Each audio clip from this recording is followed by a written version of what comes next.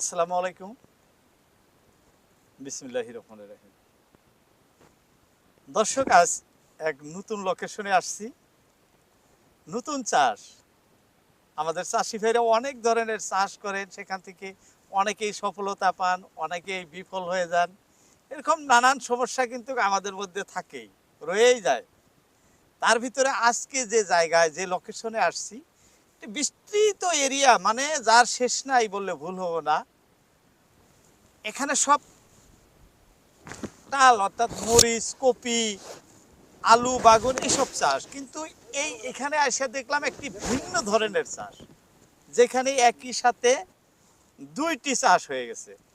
যেমন এই যে বাঁধাকপি দেখাইতেছি আপনাদের, এই যে বাঁধাকপি, বাঁধাকপি প্লাস আমাদের এই বাগুন, দুইটাই একসঙ্গে অনেক বড় ছিল। এই যে এইভাবে সুন্দর সুন্দর কপি হয়েছে, এই যে দেখাইতেছি আপনাদের, দেখেন খুব সুন্দর সুন্দর কপি। এইভাবেই কিন্তু চাষ করছে দুইটা একসঙ্গে, অথচ অল্প খরচায়, অল্প খরচায় অধিক লাভ করতে চাইলে মাথায় কিছু রাখতে হবে ভাই, যেটা এই যে জমির মালিক উনি রাখছেন, যার জন্যই কিন্তু সফলও হইতে পারছেন। কারণ অনেক জায়গায় দেখলাম ইনি যে ধরনের মানে ক্ষেত করছেন, এইরকম ক্ষেত কিন্তু অন্যের হয়ে ওঠে নাই। কারণ যে কোনো একটা বিষয় নিয়ে তারা চাষ করছেন, কিন্তু ইনি দেখাইছেন কি দুইটাই একসঙ্গে।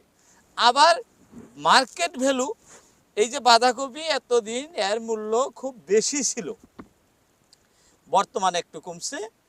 এইটা কমে যাওয়ার সাথে সাথে কিন্তু এই যে দেখতেছেন গাছগুলাতে, সবগুলা গাছেতেই বাগুন দেখা যাইতেছে।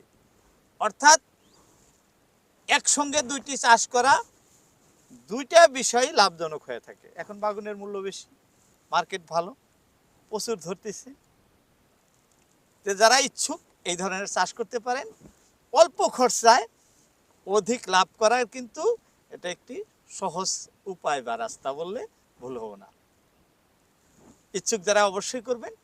আজকে আর নয়, আজকের মতো এটি টানছি। কথা হবে আবার অন্য কোনো ভিডিওতে। আসসালামু আলাইকুম।